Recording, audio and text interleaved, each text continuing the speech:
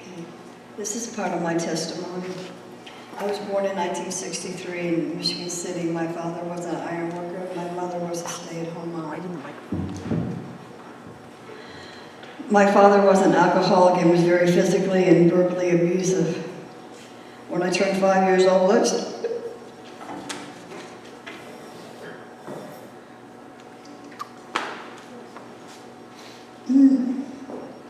being sexually molested, and it went on until I was 11. Take your time, honey. I remember going to church with my grandmother, and the preacher always preached that we were born in sin, and that we were going to be punished for our sins. So I grew up hating God because I thought He was punishing me for being born.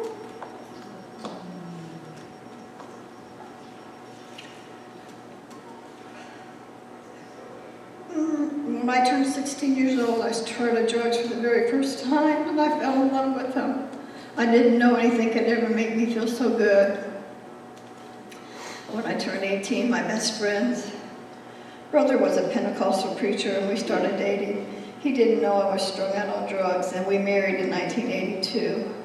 In 1983, my first son, Matthew, was born. In 1984, my second son was born, Adam.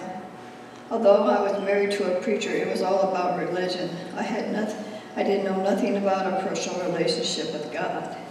After 9 years of marriage, my best friend was killed by a drunk driver. I gave up. I didn't see any purpose in living anymore. I started using again, and I left God, my family, and my sons behind and moved to Indianapolis, where a friend introduced me into prostitution as a way to support my habit. After 10 years of prostitution, I was tired of being robbed and beaten, and I decided to open up my own house of prostitution. But it was really all about more money and more drugs. It was about greed. Not long after my 47th birthday, I was arrested for a violent crime that I committed. I spent 11 years in prison. It was very chaotic and always something going on there. When I was at Rockville, I attended church and got baptized, but still no personal relationship with God. Sunshine came and spoke while I was at Rockville, and I knew I needed to go there. I tried to modify for 4 years, but was denied by the judge all 4 times. I was finally released on March 24th of 2022, and I went straight to Worthy Women's. I was institutionalized. I was impossible to deal with for the first few months, but Sunshine showed me more love and more patience than anyone has in my entire life. I still hadn't surrendered to the program or to the Lord, although the home was filled with love and grace that made me want to know Him more. I learned a lot while I was there.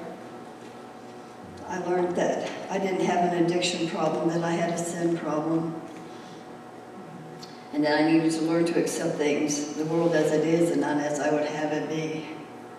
And just because I had an opinion didn't mean I needed to speak it, which I express quite often. The most important thing I learned was how to surrender to Jesus. He wooed me with His gentleness and His kindness. He literally melted my heart with His love. I can't imagine a day going without His guidance and direction. He leads me beside still waters. He restores my soul. But one thing I do forget is what lies behind and strive for what lies ahead. And what I'm grateful for today is that I'm working a part-time job and working full-time, taking care of my 2 elderly parents. I have 2 sons that are in my life today, and they're a blessing. My son Adam is here from Maryland.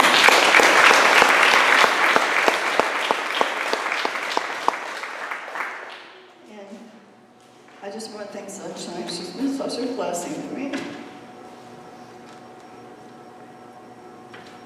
That's it.